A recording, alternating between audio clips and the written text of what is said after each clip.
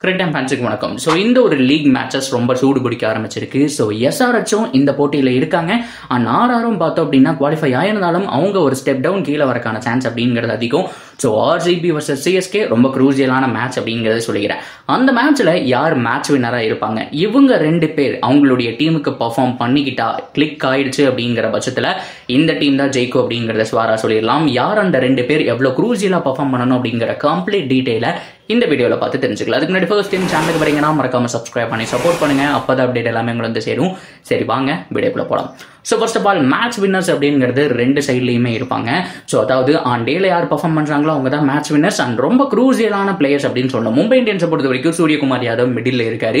ஒவ்வொரு டீமை பொறுத்த வரைக்கும் ஒவ்வொரு ரொம்ப குரூசியலான பேட்ஸ்மேன்ஸை சொல்லிட்டே போயிட்டு இருக்கலாம். கேகேஆரை பொறுத்த வரைக்கும் ரிங்கு சிங் இருந்தாரு. ஆனால் இந்த சீசன் பெருசா எந்த விதமான பர்ஃபார்மன்ஸும் கொடுக்கல. அப்படியே கட் பண்ணி சிஎஸ்கே அண்ட் ஆர்சிபி பக்கம் வந்தோம் அப்படின்னா ஆர்சிபிக்கு இந்த வருஷம் புதிய ராஜா. ஆக்சுவலா ஒரு பழைய ராஜா தான். பட் இருந்தாலும் 2 இயர்ஸுக்கு அப்புறம் கம்பேக்னா இப்படித்தாண்டா இருக்கணும் அப்படிங்கிற மாதிரி கொடுத்த ஒரு நபர் நம்மளுடைய ராஜா ரஜத் பட்டிதர் அப்படிங்கிற மாதிரி தான் சொல்லி ஆகணும். ஸோ அந்த அளவுக்கு அவருடைய பெர்ஃபார்மன்ஸ் ரொம்ப ரொம்ப பீக் லெவலில் இருக்கு. ஸோ போன வருஷத்துலேருந்து லெக் இன்ஜரிங்க.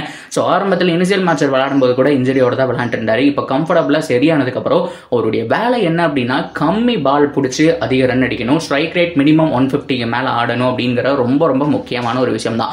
அவருடைய ரோலை கிளியராக சொல்லி அனுப்பிச்சிட்டாங்க. முதல் 8 மேட்சுக்கு அப்புறம் நீ என்ன பண்ற, போய் சுத்து, உனக்கு நம்பர் 3 வேணுமா, நாங்கள் கொடுக்குறோம், உன்னோட வேலை என்ன, கிளீனாக வந்துட்டு லாங் ஆஃபுக்கு வந்துட்டு ட்ரை பண்ணு, எங்களுக்கு ரன்னை மேக்ஸிமைஸ் பண்ணி கொடுத்துட்டு போயிரு அப்படிங்கிற மாதிரி சொல்லியிருக்காங்க. ஸோ அதனால தான் ரஜத் பட்டிதருடைய ரோல் ரொம்ப கிளியரா இருக்கு. அவருக்கு சப்போர்ட்டா வில் ஜாக்ஸ் இருந்தாரு. இப்போ மேபி 1 டவுன் மேல கேமரான் கிரீன் வரக்கான சான்ஸ் இருக்கு. அப்படியே கட் பண்ணி நம்ம மஞ்சள் படை பக்கம் போனோம் அப்படின்னா அவங்கள பொறுத்த வரைக்கும் சும்மா வேற லெவல்ல இருக்கிறாங்க. பட் இருந்தாலும் ஒரு பேட்ஸ்மேன் இல்ல 2 பேட்ஸ்மேன் ஹாட் அப்படின்னு தான் சொல்வேன். அஜன்கே ரஹானே அண்ட் சமீர் ரிஸ்வி இவங்க இருக்கும்போது டீம் நல்லா இருந்துச்சு. இப்போ ரஹானே வெளியில குறை வச்சுட்டு மேபி வந்துட்டு ரச்சின் ரவீந்திர ஆடுறாங்க. ஆனா ரச்சினும் இருந்தாங்க, ரஹானேவும் இருந்தாங்க, டேரியல் மிச்சலும் இருந்தாங்க. அப்போ பேட்டிங் டெட்லி காம்போவா இருந்துச்சு. பேட்டிங்கும் கிட்டத்தட்ட ஒரு 8-9 பேர் இருக்காங்கப்பா அப்படிங்கிற மாதிரி இருந்துச்சு. ஸோ இப்போ ஒரு 2 பேட்ஸ்மேன் பக்கம் ஆட்டுங்க. ஸோ மொயின் அலி செம்மையா ஆடிட்டு இருந்தாரு. அவரு போயிட்டாரு. அவருக்கு பல மிச்சல் சானர் வந்தாலும் பவுலிங் கொஞ்சம் பெட்டரா பண்ணலாம். ஆனா மொயின் அலி அளவுக்கு ஒரு பேட்டிங்ல இம்பாக்ட் கிரியேட் பண்ணுவாரான்னு கேட்டா ரொம்ப டவுட். அந்த அளவுக்கு ஹார்டு ஹிட்டர்லாம் கிடையாது. கொஞ்சம் டைம் பண்ணி ஆடக்கூடிய ஒரு பேட்ஸ்மேன் தான். ஸோ அப்படி பார்க்கும்போது சென்னை சூப்பர் கிங்ஸுக்கு கிளியரா ஒரு 5 பேர் தான் நீட்டா ஆடுறாங்க. ஸோ அதை தாண்டி தலை தோனிக்கு கடைசி 3 ஓவர் தான் வேணும். ஏன்னா அவரை பொறுத்த வரைக்கும் ஃபிட்னஸ் சொல்லியிருந்தாங்க இல்லையா. ஸோ காலில் இன்ஜுரி அப்படிங்கிறதுனால ரொம்ப நேரம் டைம் எடுத்து அவரால் ஆட முடியாது கிடையாது. ஸோ அதனால தான் லாஸ்ட் 3 ஹவர்ஸ் மட்டும் புஷ் பண்ணிட்டு இருக்காரு. ஸோ அப்படி பார்க்கும்போது ஜடேஜாவும் மேலே போய் இம்பாக்ட் கிரியேட் பண்றது ரொம்ப முக்கியம். ஆனால் அவரும் பார்த்தோம் அப்படின்னா அவ்வளோ பெரிய ஹார்ட் ஹிட்டர் கிடையாது. ஸோ சிஎஸ்கே ஒரு சின்ன ஸ்ட்ரகிள பேட்டிங்ல நல்லா கிளியரா ஃபேஸ் பண்ணிட்டு இருக்காங்க. யாராவது ஒருத்தர் காப்பாத்தினாதான் உண்டு அப்படிங்கிற மாதிரி இருக்காங்க. அந்த காப்பாற்றக்கூடிய ஒரு ஆள் யாரு அப்படின்னு கேட்டீங்கன்னா நம்மளுடைய ஆறுச்சாமி. சிக்ஸர்ஸ் வந்துட்டு சும்மா வெளுத்து வாங்கிட்டு இருக்காருங்க. ஸோ இப்போ இந்த வீடியோ யாரை பத்தி அப்படின்னு கேட்டீங்கன்னா இவங்க 2 பேர் பத்தி தான். ரஜத் பட்டிதர் வர்சஸ் சிவம் துபே. 2 பேர்ல 2 பேருமே பெட்டரா பர்ஃபார்ம் பண்ணா மட்டும்தான் கண்டிப்பா அவங்க டீமுக்கு வின்னிங் அப்படிங்கிறது கிடைக்கும். ஃபர்ஸ்ட் நம்ம ஆர்சிபி சைடை பார்த்துருவோம். ஆர்சிபி பொறுத்த வரைக்கும் Virat Kohli and Faf to Blessy கொஞ்சம் ஃபயர் ஸ்டார்ட் எவ்ரி மேட்ச் கொடுத்துட்டு இருக்காங்க. ஆனா இந்த மேட்ச் அகைன் சிஎஸ்கே பொறுத்த வரைக்கும் அவங்க கம்பேக் சூப்பர் கிங்ஸ் எப்ப வேணாலும் பவுலிங் ரொட்டேஷன்லாம் மாறிட்டு இருக்கும். ரன்ஸ் போகிற மாதிரி தெரியும். பட் இருந்தாலும் ஒரு விக்கெட் 2 விக்கெட் எடுத்துட்டாங்கன்னா அப்படியே கண்ட்ரோல் பண்ணி கேமை எடுத்துட்டு வந்துருவாங்க. ஸோ அவே மேட்ச் சின்னசுவாமியில நல்லாவே பண்ணியிருக்காங்க அப்படின்னு தான் சொல்லணும். இருக்கிற பவுலர்ஸ் நல்லா யோசிச்சு பாருங்க. அவங்க கிட்ட 10 ரன் கிடையாது, தீபக் சகர் கிடையாது, முஸ்டபிசூர் கிடையாது.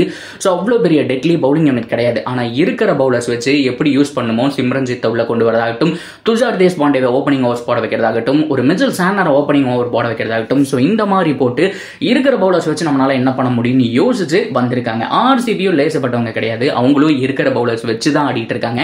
ஸோ பெருசா எடுத்த பவுலர்ஸ் யாரும் சீசன்ல சரியா பண்ணாதப்பவும் பார்த்தோம் அப்படின்னா ஸோ இந்தியன் பவுலர்ஸ் நம்பியிருக்காங்க. எஸ் தயால் அண்ட் சிராஜ் மேல நம்பிக்கை வச்சிருக்காங்க.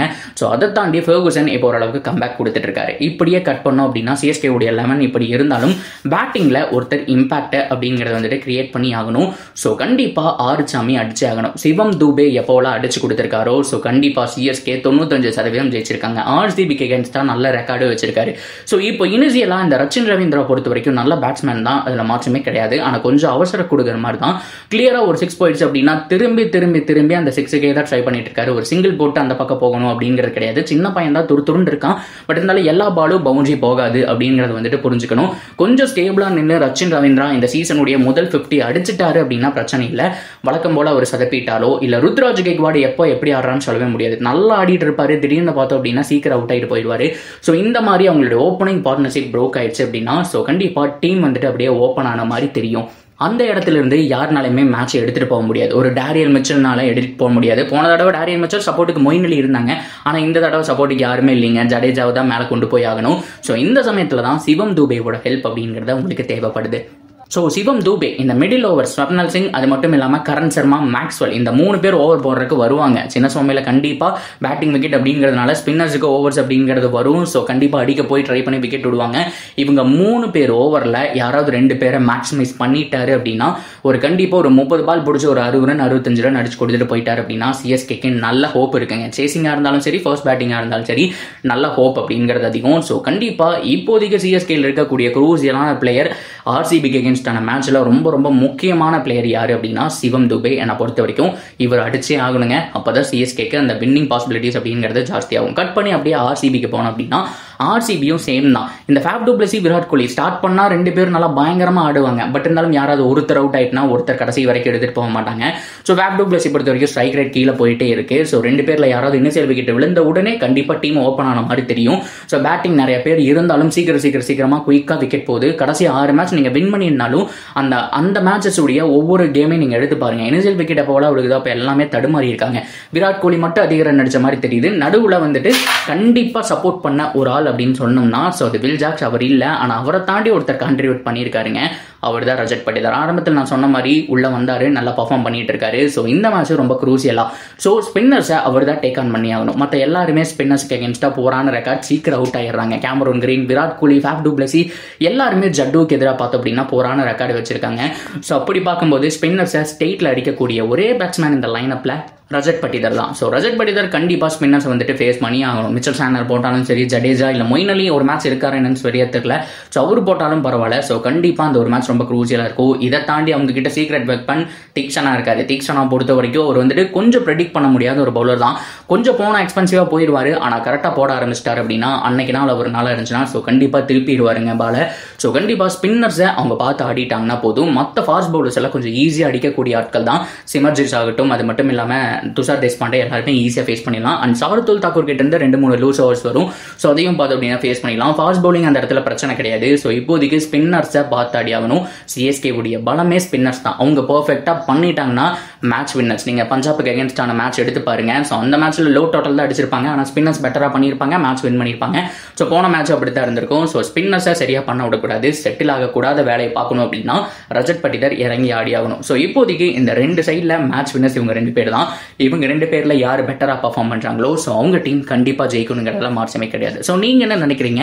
டீம் ரஜத் பட்டிதாரா, டீம் ஆறுச்சாமியா? ஸோ யார் பக்கம் போக போறீங்க அப்படிங்கிறத தாராளமா கமெண்ட் செக்ஷன்ல சொல்லுங்க. தொடர்ந்து அப்படி இருக்கு சேனலோட இணைஞ்சிருங்க. மறக்காம சப்ஸ்கிரைப் பண்ணி சப்போர்ட் பண்ணுங்க.